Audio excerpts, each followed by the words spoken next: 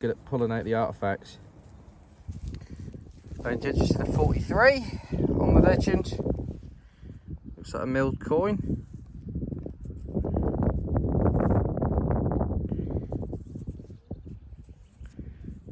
Nothing on it really.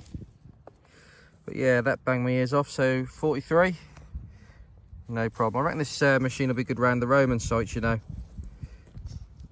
Just a hunch. Another milled coin, ladies and gents. Ladies and gents, it's got another target. You can see that down there. This little buckle.